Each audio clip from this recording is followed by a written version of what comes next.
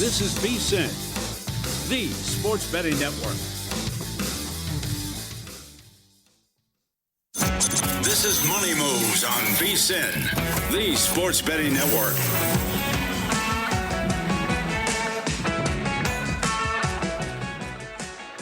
Kicking off hour 2 Money Moves here on VSiN, the Sports Betting Network, live on SiriusXM channel 158, YouTube TV, iHeartRadio, VSiN Watch app, wherever you may be watching or listening. Many of our local affiliates across the country, we appreciate it. One more hour to go. Coming up in 30 minutes, professional handicapper Paul Bovi is going to join us. He's got some NFL and college football plays we're going to get into. Love some Service Academy totals, which I thought was interesting. Overs, no less. So that'll be a good conversation a little bit later. We've got best bets at the end of the hour. West Coast bias coming up in college football, but we've got some football that's about to get underway, and we are both excited. Usually it's just you, but today I am too.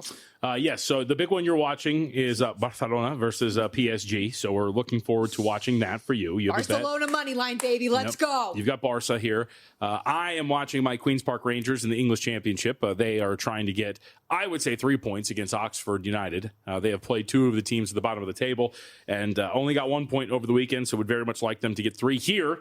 That's what teams do. Get them inside the top 6. They can play for this berth in the Premier League, as well as playoff baseball still going on. And we are still in a 1-1 tie right now between Detroit and Cleveland. So we have a lot going on. Next week, we get hockey coming back in 3 weeks. I don't know if you saw, I retweeted it. We do have the NBA betting guide cover that has already been released. So very much looking forward to that. I love this time of year. In a month, we'll say in 6 weeks, we'll have all this plus college basketball. I love this time of year. It's great. Well, October is great because, to your point, we get the NBA and NHL kicking off. You have October playoff baseball. You got the WNBA finals. There's a lot of stuff that's going on. I think a very underrated month in the calendar that doesn't get as much love as it deserves. And that'll be fun, I think, especially for the two of us, knowing how deep dug in the weeds you are in the NBA year after year and how much I love hockey. We can have a little fun back and forth with that. We do both have an affinity for college football, and there are some injuries and some news items certainly to be aware of here as we get set for week 6 in the college football season, especially Alabama Vanderbilt game. I know we talked about it at the beginning of the week. College game day is going to be out there. All the Diego Pavia is a dog stuff, but Alabama going to be missing a key defensive piece for them coming up this week. Linebacker Quay Rashaw out for an extended period with a broken foot. They also have Latham ruled out for the rest of the season, a handful of others that are out. You didn't want to try Jamarian?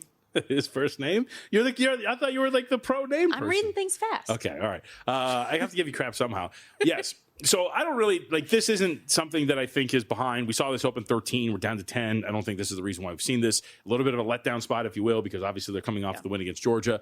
I just think these injuries are interesting because now you're going to give a freshman linebacker and a sophomore linebacker bigger roles against the Vanderbilt team that likes to run the ball, that's going to be pretty dynamic with the way they run it. You had a lot of trouble stopping this ground game last year when they upset you, and now you roll into this game coming off of a big spot with the thinned out linebacking core. That to me is just, hey, let's maybe some red flags here. Let's see what this actually looks like.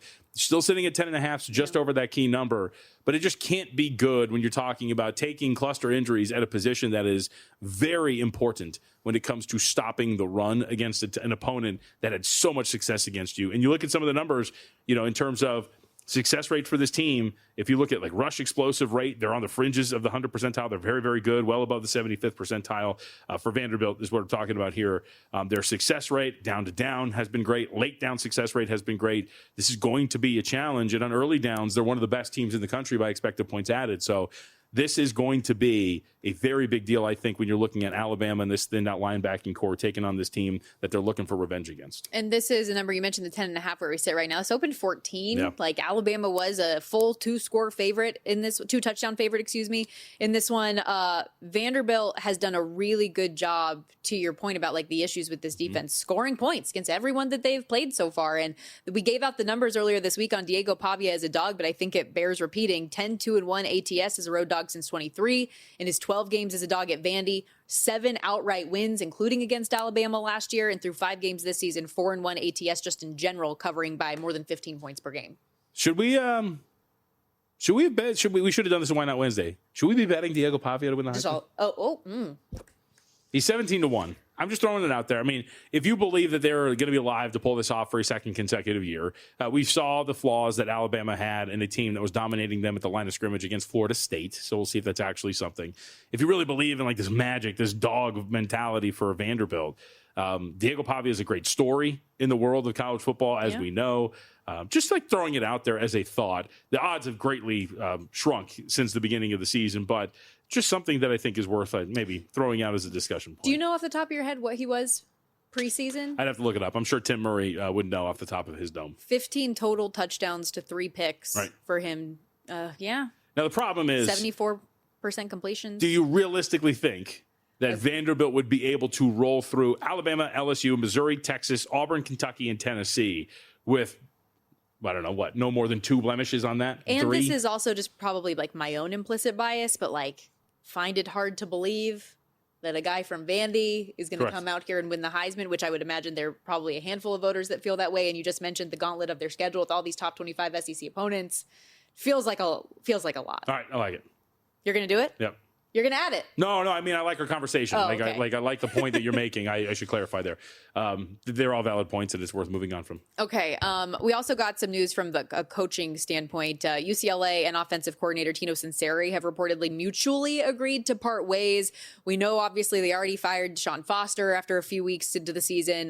Their defensive coordinator was let go. So now tight ends coach Jerry Neuheisel will be the play caller starting his week when the Bruins host Penn State. First-time play caller, former quarterback, son of Rick. Nice. Been on the staff since 2018. I thought you would like that. Working his way up. But what's interesting about this to me is like all of the talk when Nico Iamaleava was coming over here is how much better of a fit he was going to be with this offense, what Sunseri wanted to do coming over from Indiana and how high-powered that offense was that goes to the playoff last year. They're doing just fine, by the way, without Sunseri. But just very interesting. And now you see this UCLA team that had all the hope in the world at the beginning of the season looking terrible in a 25.5-point home dog against a James Franklin-led team that's probably pretty pissed off with how last week ended against Oregon. And desperately grasping at straws to fix all the problems, right? That's the other part. It's just, hey, all right, this isn't working. Let's try this. This isn't working. Let's move there. Yeah, I'm going to be curious to see if this changes anything for Nico in that. Did they get more explosive? Does he get a little bit better? I mean, he hasn't really been awful in terms of the turnover where he plays. Just turnover the play rate of just under 1.5%. So that's actually pretty good. But where's the explosiveness for this offense? I think that's going to be something worth looking at. From a running standpoint, they've actually generated some explosive plays according to some metrics, but passing game explosive rate has not really been there. And the real thing that's been, I really like one of these stats, is the non-explosive EPA per play. So on the plays where you're not generating those explosives, what are you doing? And they've been very below average in that regard on a down-to-down basis. So that's going to be something that you have to improve as well. Maybe a new play caller can do that, or maybe it's just a lack of talent, and that would include the quarterback position, which we all thought was going to be, at the least when he was first coming out, a very, very talented kid, which has not panned out to this point. Total in that game sitting 49.5, huge spread. Dropped? Yeah, go ahead. No, the spread dropped. I mean, we saw when we were on the air, it was 26. Some spots got down to 24.5, and you and I were kind of speculating, like, if there was a coach that is going to go into a game and maybe take out their frustrations on a team and try to cover a number, as we have seen him do before time and again, it would be James Franklin. Yeah. Another game you wrote in here, Iowa State, Cincinnati, which we both, I feel like, have strong feelings on this game. So why don't you go first? What stood out to you? Well, I think this is just worth noting the injuries. I think we've mentioned this in passing, but good news, it seems like for Cincinnati, tight end Joe Royer is going to be healthy, it would seem, and defensive tackle. I think this is the more important one. Dante Corleone is on track to potentially play too. Corleone has missed the last few games for Cincinnati. So two really good names to be back for the Bearcats, who I think are going to be pretty plucky here in this spot against Iowa State. And this isn't even so much a play against Iowa State as it is, look, the Cincinnati team is very well coached under Satterfield. They're a pretty strong defensive group up front, especially along the defensive line if Corleone's going to be back. And then on top of that, man, I just do wonder for college kids. You were on the sideline for one of these games, although it was a laugher. Man, Iowa State has played in such big games and just important ones throughout this season. And now you get the Cincinnati team that is going to be obviously gunning for them, not only because it's a conference game, but this seems to be the class of the Big 12 that's always going to have a target on their back. I don't have an opinion on the side necessarily in this game because I do think Iowa State is really good. But I mean, Cincinnati, since that week 1 loss to Nebraska, offensively has been really good. Brendan Sorsby's been one of the best quarterbacks in the country. And now he gets an Iowa State defense that is limping, particularly on the back end. And I told you I was waiting to hear from Matt Campbell on some updates in that secondary. Well, Jeremiah Cooper, who was an unexpected absence on Saturday, was injured at practice last week. He's done for the year. Jontez Williams, who's their other best corner, maybe one of the best in the Big 12, if not the best in the Big 12. He's done for the year, both with torn ACLs. Campbell said everyone else is ready to go, which I assume includes their big nose guard, Dominique Orange, which is significant. Big Citrus. Big Citrus, which is significant if he's going to be. No one asked him about him, which I found odd. No one followed up on that. But they did follow up on their nickel, Kyjon Cummings-Coleman, who was injured in the second half, had his arm in a sling, said that he'll be okay. He's trending in the right direction. I find that hard to believe. So I think that secondary in particular is ripe for being taken advantage of. But I also think Cincinnati's secondary isn't any good. And they rank in coverage for corners 117th in the country.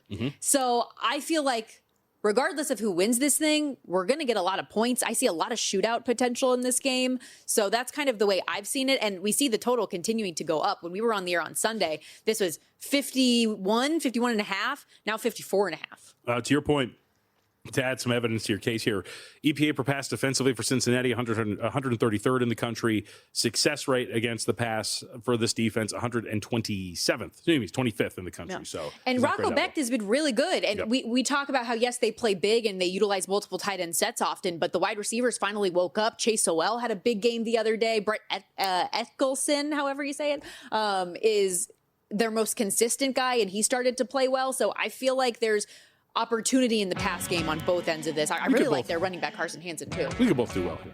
I think so. Yeah. I'm excited. We'll follow up on this with best bets at the end of the hour. We do have more college football that's coming up as well, but a good reminder that we do have a winner in this week's Average Joe, where every week you're making NFL and college football picks. The final week of the first quarter is this one. We got weekly prizes of $500, $1,000 is Ned's Boost account, and quarterly prizes as well. VSiN.com/Joe if you want to join. But congratulations to Jacqueline Miyake.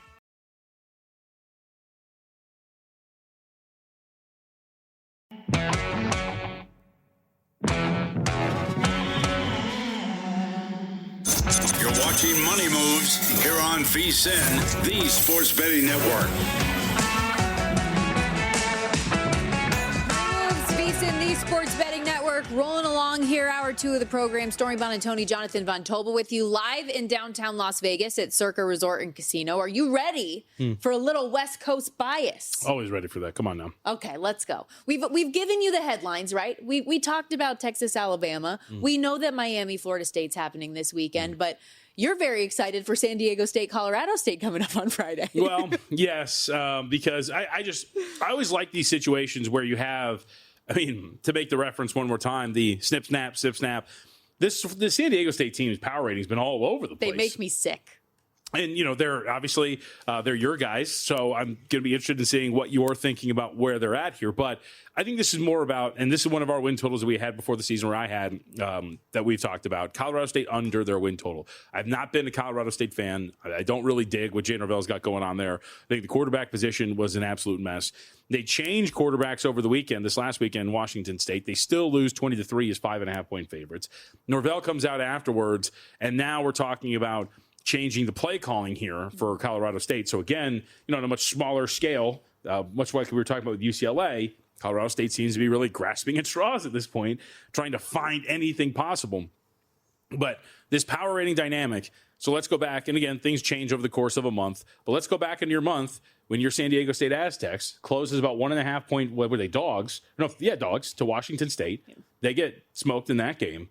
And yet here we have a similar opponent who Colorado State just got smoked to, and San Diego State's upwards of a 6-point favorite, 6.5. I just think this speaks to how low the rating has gotten for Colorado State, how bad it has become for the Rams here too. And I got to tell you, I understand how bad they've been, how up and down they've been. I think the Rams stink. I think that a lot of people expected from last year because they did well in conference. But if you go back and look, and I wrote about this in the Mount West Guide, Stormy, their opponents in conference play this year have win totals that are all like underneath 3, like, you know, in the ballpark. The whole point of being they had a very soft schedule. Teams, yes. Yeah. So I think that in general, this is a team that is in a tailspin. And I think that they might be worth kind of pounding into the dirt a little bit. So kind of like your squad here, under 7. Okay. I find San Diego. And so you say my squad, for anyone who doesn't know, I am an alum. I went to San Diego State. I love them in my heart, but all they do is hurt it. State school. Yes, state schools for life. Let's go. But it was just, I had to watch the Cal tape very deeply because I expected I was going to have them again this week, and I do.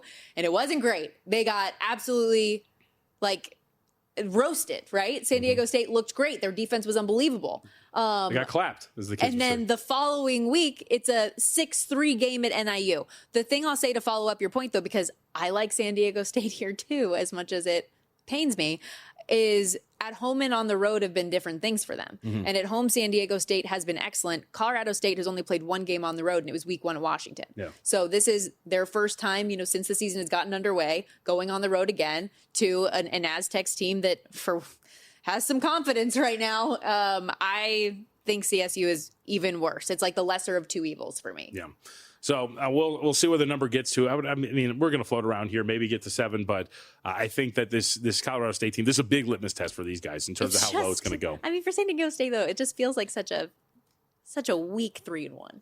Oh, I mean, for sure. Look, their offense wasn't great. I mean, like you hit the NIU game was disgusting. Yeah. They've been all over the place, but I mean, they've taken care of business. I think this is a contest play, though. Oh, yeah, I could use that. Yeah. I think you could. Okay, where else do you want to go? All right, I know you had a lot of games you liked this week. So. There's a couple of things here. Let's go to, we mentioned this in passing. I'll just say it really quickly. New Mexico, San Jose State. I played a money line, the Lobos here against San Jose State. I got burned last weekend. I was on the right path, but the wrong result. Stanford did come back and beat San Jose State, but ultimately could not get there in terms of the cover. But I think the San Jose State team is just, Scotia overrated. Again, I think it speaks to the quality of the Mountain West, which seems very down. I think when you look at this number, telling us a tale here when you're looking at a 2.5 minus 110 across the board for this. There is no rush to lay this 2.5 with the Spartans. I just don't think they're in a good spot. And again, this is one of the more well-coached teams in the Mountain West for New Mexico. So like the New Mexico Lobos there to get that done in that spot. I'll ask you, I mean, I don't know how much you're really into this, but you did have this team at one point. UNLV opened 4.5 at some spots against Wyoming. Now they're going to Laramie there. It's a 3.5 point favorite. You got to see this Wyoming team up close. I'll just tell you, I'm not a believer. I was going to say, I don't want to put words in your mouth, but I know it wasn't the most positive experience for you. Not in terms of the way they treated you, but in terms of what you saw. Oh, yeah, great people. I got an awesome pen out of the experience. Yeah. The coaches treated me great. Kids are great. I just don't think that they have limitations. Yeah. Let's put it that way. And also, I'm not sure that Jay Sauvel, in terms of decision making, is going to put them in the best situations as well. Yep, I would agree with those points. And I just, my problem here where I'm conflicted is I watched this UNLV team in these first 4 games that they have played. And they're coming off of a bye, so maybe this isn't the best spot to do it. But I want to take my shot against this team. You go out to Miami, Ohio, and you are trailing the entire game. You come storming back. The reason why you win that game is because a kid on a breakaway run that's going to set up Miami, Ohio to win the game fumbles the ball. You recover it, and then you can win that game.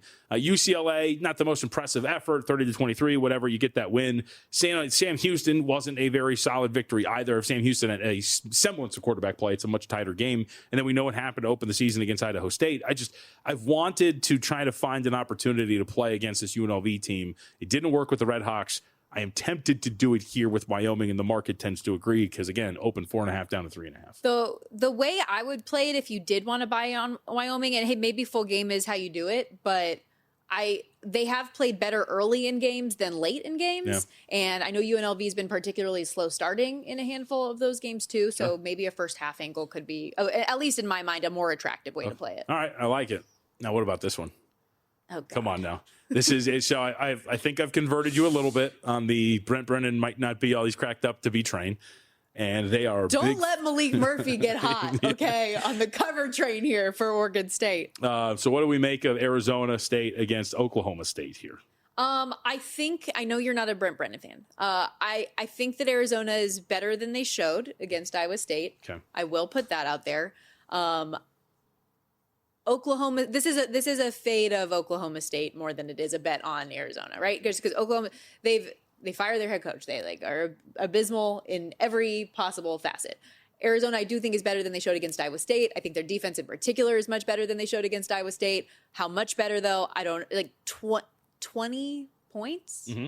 That just feels like a lot to me, but I know you think that For Arizona, right? Yeah. I mean, because I'm conflicted because I don't think Arizona is particularly good. And sorry, I know I was going back and forth. I thought you were going to talk about Oregon State. Appalachian State. We'll get there. But I'm just more curious of like, I'm conflicted because I don't think they're good. But we saw them when given the opportunity. They did it to Hawaii, where they, hey, it's an opponent that comes limping in. It's not particularly great. Let's take advantage and try to beat up on them, run up the score. Brendan will do that if given the opportunity here in this game as a big favorite. I just don't know if I look at him and say, that's a guy that I want to lay this massive amount of points with. But got it done against Hawaii. I think my judgment might be clouded here with Arizona. So I'm going to stay off of this. Yeah, I was going to say, I think it's okay to stay away from games. And that's a good reminder for our audience, too. Just because the game is there doesn't mean you have to bet it. It is okay. You can stay away sometimes. Yeah, maybe. All right, well, then what do you think about your boy, Malik Murphy here? Appalachian State. 1.5 point dogs. My only trepidation is that it's across the country. Mm-hmm. Otherwise, they've shown life. A little bit. They've shown a little bit of life. Granted, it took everything in their being to get the cover against Oregon.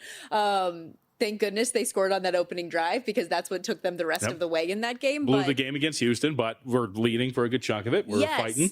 But maybe that's another first half angle. Mm-hmm. But I don't know. Cross-country road trip, I have no interest. An extra day of rest, does that matter? They played Friday night, right, against Houston, so then you come back and you're playing on – are they playing on Saturday, right? This is a Saturday game. I don't know. I think – this is one, too, where we talked to Adam about this yesterday. Appalachian State is not a particularly great program either. We just watched them against Boise this last weekend. Did not go particularly well. And like you've said, I mean, Oregon State at the very least is showing a little bit of fight. I'm kind of tempted to play Oregon State. Does TCU Colorado count as West Coast bias? Does that go into our if you want to talk about it, yeah. I'm curious, at first blush, I thought this number was a little too high on TCU, opened 14.5. I'm now seeing 13.5. I know their offense can light it up, but since the Houston game, I've been pretty impressed with Colorado's defense and offensively since Coach Prime had that coming to Jesus talk with Caden Salter. He's been moving the ball more efficiently, a couple good running backs. Salter, obviously a dual threat guy too. TCU defensively hasn't really had to play a quarterback who can run so far. I mean, Sam Leavitt last week, they really struggled to contain as their first instance having a game like that. So I don't know. Any thoughts for you? None whatsoever. I will believe you if you have something here. This is not a game that has crossed my radar in any way, shape, or form. But I know you and Coach Prime are very tight with one another. Yeah, we're so tight now. First name basis. But he did give me a hug. So did he really? Yeah. Did you just not take a bath since? Is that, yeah? Stop. What is wrong with you? That what that smell is? No, we had a really good conversation, though. I still think his points on Travis Hunter were the most interesting, where he just said that he's being used wrong. So see if that starts. Which might be the case. I don't know if you read it, but I think it was Florio that wrote it and had a big one. But I am not a prophet, unlike Prophet X. Which, by the way, Prophet X just dropped commissions, did you know, from 3 to 1%, keeping more of your winnings in your own pocket. Prophet X, if you don't know what it is, peer-to-peer prediction market with competitive pricing on thousands of markets. Yes, no touchdown scores, request your own odds, so much more. Available in 40-plus states now. If you download Prophet X today, use our code VSIN. Get up to $200 in profit cash your first month. Terms apply. Must be 21 or older. See app for details.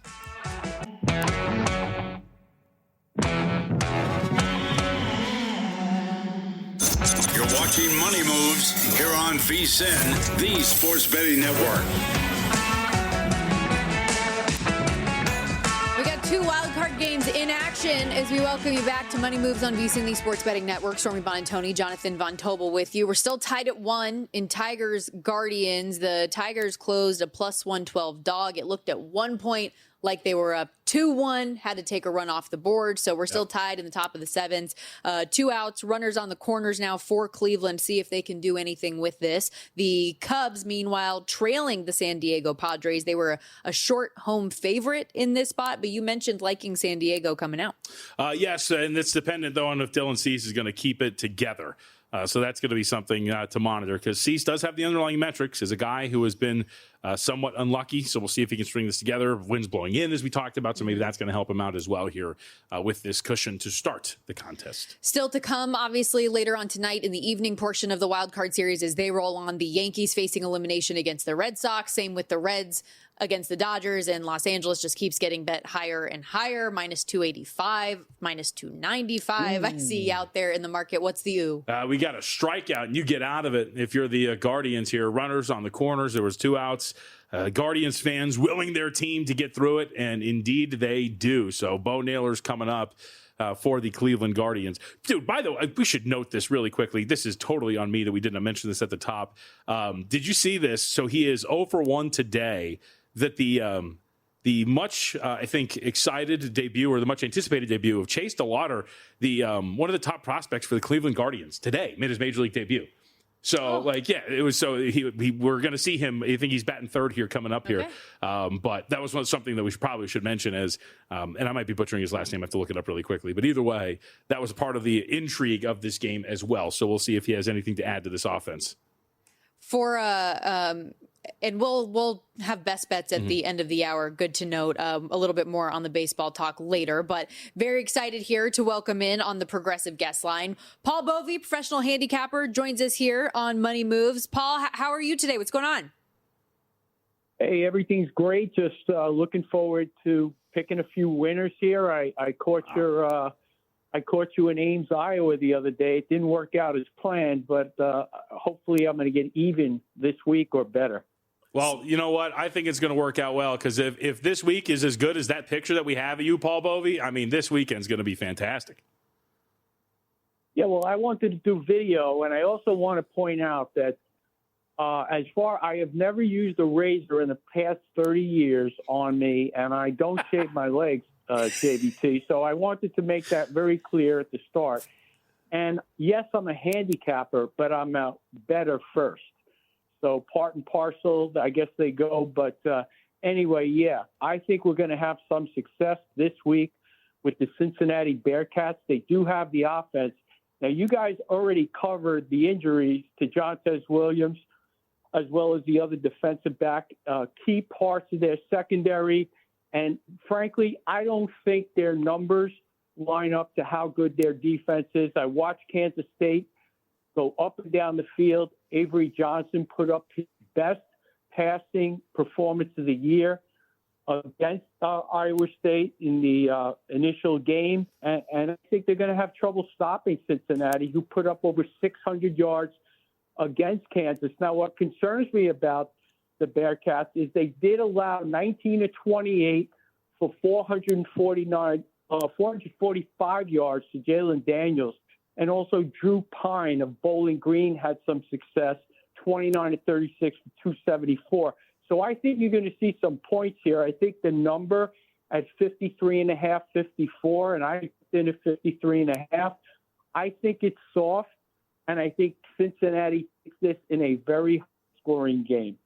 I'm totally with you, Paul. I think anything under 54 is worth firing on. I think we're going to get a lot of points on both sides of this for all of the reasons that you just laid out. I know there are a couple other totals that you were looking at, and I couldn't help but notice in a couple Service Academy games, you like the over. And this Air Force Navy game, the total's been all over the place, and maybe the books just got it wrong at open, because I saw some places 57.5 as high as this number was, got down to as low as 48.5 when we were on the air Monday. Now I see around 51 and a half ish. Where do you see this, and why do you think we can get some points?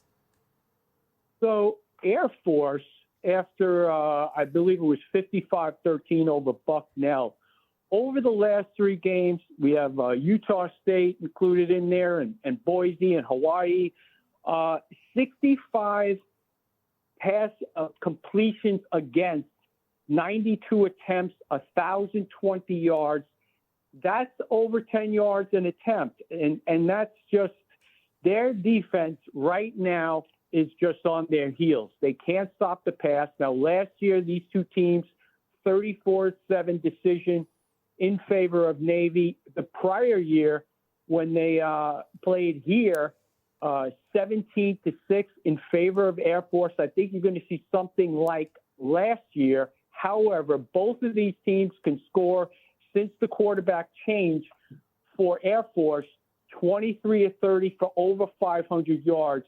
And I think you're going to see points here, but Navy is certainly going to get the best of it. I don't think Air Force can trade scores with them.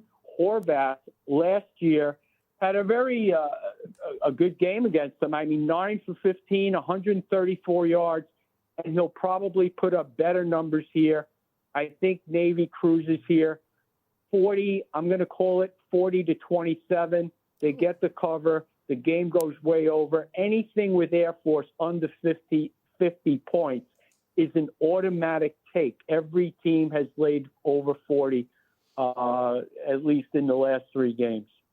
Professional bettor with us and Circa Friday Football Invitational contestant Paul Bovi. All right, let's go to another Service Academy spot here. Army and UAB. This number's been all over the place, Paul. It got as high as 61. We're back down to that 57.5 range for these two. What do you see here? Look, UAB, they don't stop anybody. I mean, they started the year, they gave up 42 points, I believe, to Alabama State, over 500 yards. Then they take on Akron, 5 yards per carry by the backs if you exclude Finley's 10-10. Finley, right around 300 yards. I think he finished at 282. Tennessee, 42-0 at the half. And Navy went for 6 yards per carry. And Horvath, who we just mentioned, 6 for 8 for 168 yards. UAB doesn't stop anybody. But one thing I did notice with Army at the outset against Carrollton State, they're not very good this year. This is not your signature Army team of the last few years where they were very competitive.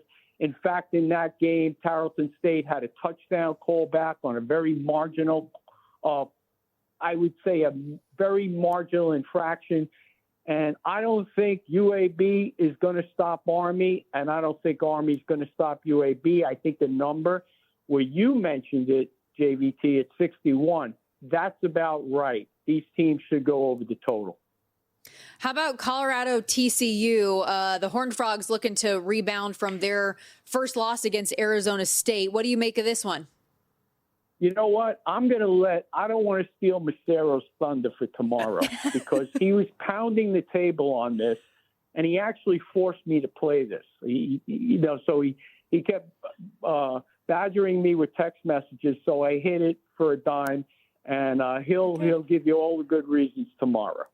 All right. Well, then let's go to a hardcore game that everybody I think is going to have their eye on. This Delaware team has actually been a pretty popular team at the window a couple weeks ago. It was a very popular side. I think it was against UConn. They're taking on Western Kentucky. What do you see with the total in this one?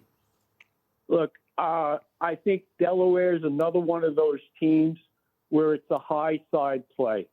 We've watched them against Syracuse. We've watched them in a few games this year, and the Blue Hens can really fire the ball down the field. Western Kentucky is another team that they're going to put the ball in the air, and I made this total 64. I understand this number has actually edged against me, unlike the other ones. I think it's down to 61.5, but I still think these two are going to go over the number. Paul, I've only got about 30 seconds left, but any one NFL play you feel the most confident in going into Week 5? Look, I got the Browns. This Cleveland team, number 1 defense in the league, started the year 141 yards to Cincinnati. Highest output last week was 277 by Detroit. The Vikings, 3 offensive linemen out, including Kelly, their best pass blocker. There's no way Minnesota should have opened a 4-point favorite. They're not 7 points better on the neutral field. Had to grab the Browns with the price. They should win this game. Paul, great stuff. Appreciate you joining us today. Thank you. And thank you for clearing up the whole hairless thing. I'm really we were curious about that. Okay. All right. Thank you.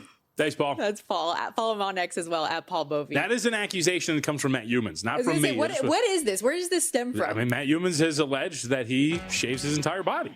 That comes from Matt, not from me. I'm glad we cleared that up. Yeah. Make sure we clip this and save it for Humans later on in VSiN Primetime. We got to step aside here. Reminder, by the way, as always, as you go through all of these bets, if you want to have the handle bet split percentages, VSiN.com has all of that for you each and every day. VSiN.com/subscribe. You can get started for as little as $9.99 for your first month, but you get the DraftKings perspective, the Circa Sportsbook, more professional big bet perspective, all of that. VSiN.com/subscribe.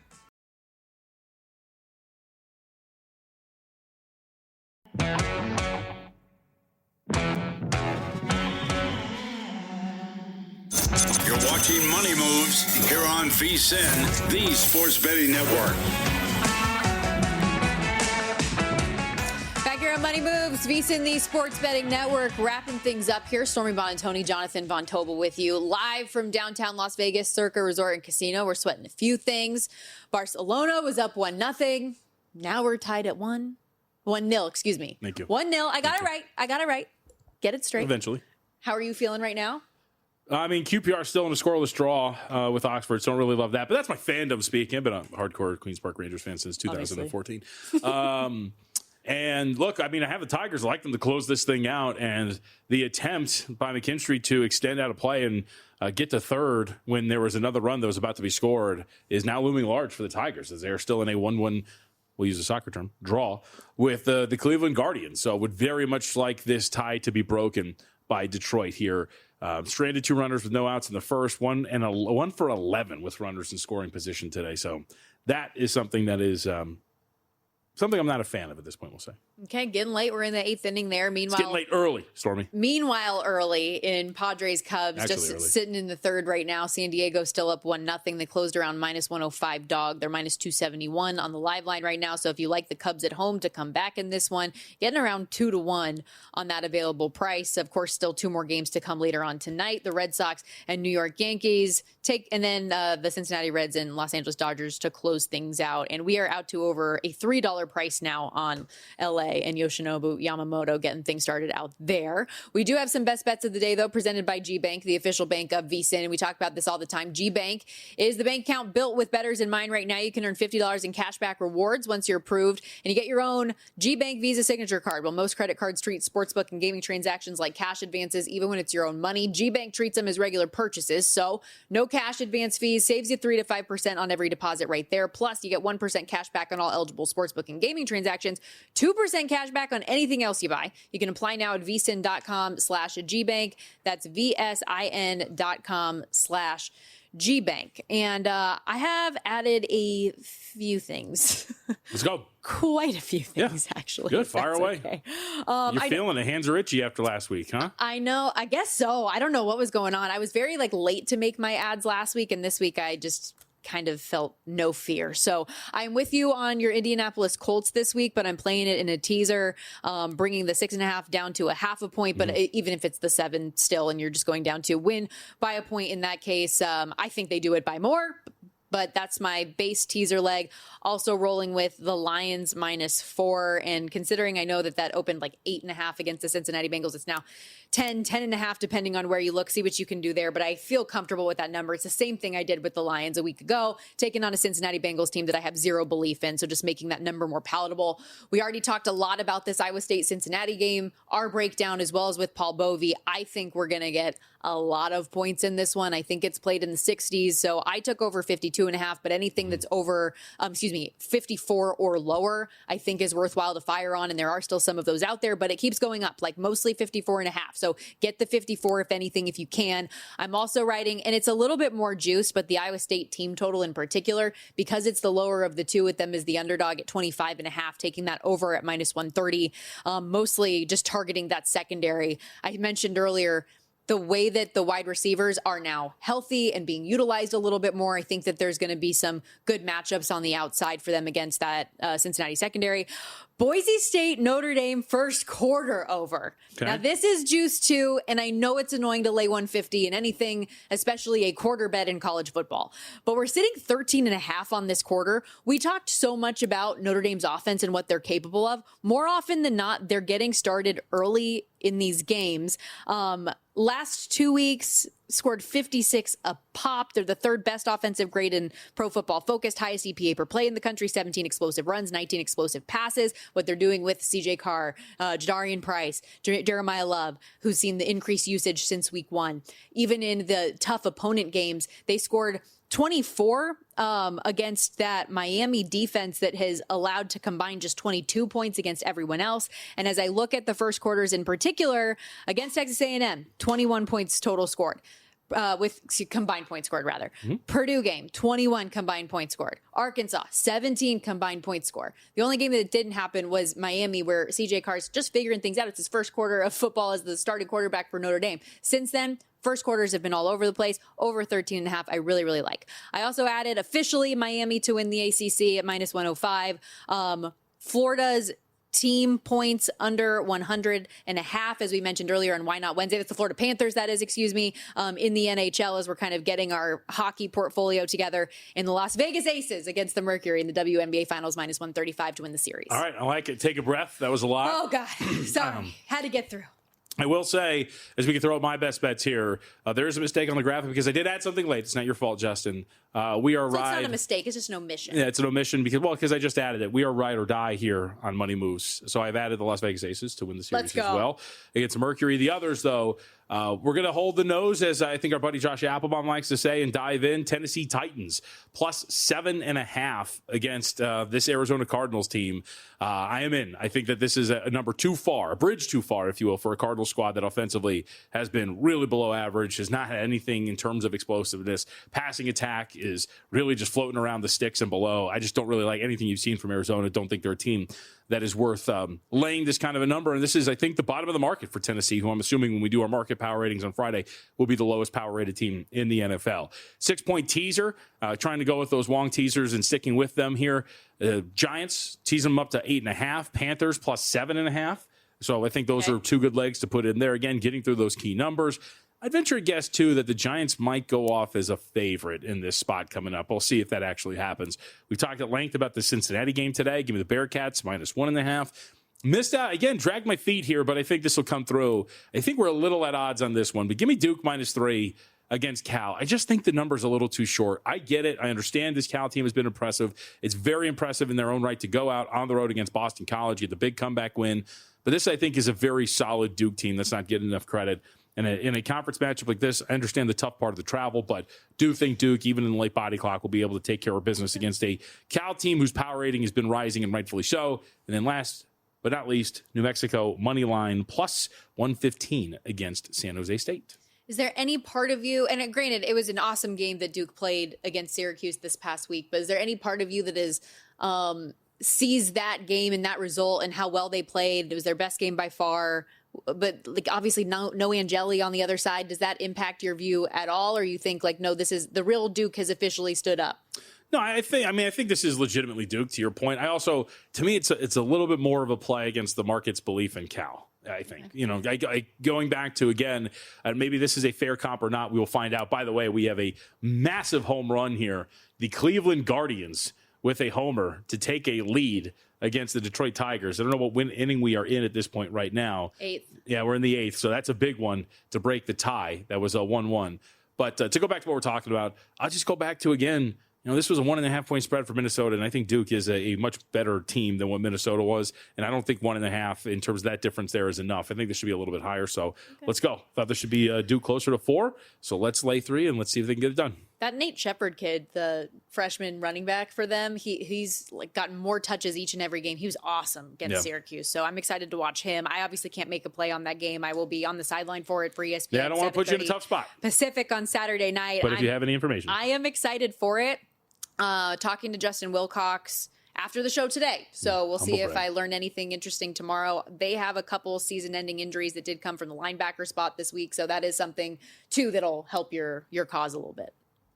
Anything else you added? Or do you want to say, so not best bets, but anything else in the MLB wildcard games that we have coming up tonight that intrigued you? I know you had some leans, but did you end up playing anything or just staying off? No, we're just waiting to see if this Tigers team can pull this off. And then obviously a really tough blow. And this is going to be one of those, like we're talking about with these teams, and the Guardians were in this situation, but when you just cannot get any offense at all, you're going to squander some really good pitching, then that's going to be a problem.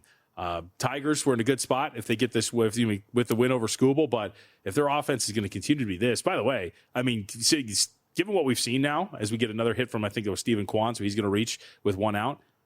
What's the total get adjusted to tomorrow? Yeah. I mean, this has been in terms of offense, pathetic series. If you're talking about slugfest, generating, rock fight. Yeah, rock fight's I think a little bit better way to put it. But I'm just sweating out this Tigers series, Brett, and we'll see what happens from here. And of course, let's go Mariners. I want the Padres to win this game against the Cubs too. Why? I'm a Padres fan at heart. Lived in San Diego for 6 years. Come on. Okay, I forgot about that. Pod Squad, baby. The dads. So that's a wrap for us today, but keep it locked right here. Follow the Money is coming up next. Great guests on deck for Mitch and Pauly today. Sal Paolantonio of ESPN. They're going to talk through all of the NFL news and notes, lots of injuries coming up, but especially with what's going on with the Eagles. Not an injury, but everything with A.J. Brown. I'd love to know Sal Pal's opinion on that, as well as the way that this is an Eagles team that's been outgained in every freaking game so far, yet they're 4-0. Also, Mike Palm coming up, and I can't wait to hear what he has to say about Kathy Engelbert in the WNBA. Yeah. Should be a fun show on deck for the guys. Okay, have a great day, everybody. Good luck with your bets. Enjoy the MLB postseason action and more. We'll see you tomorrow.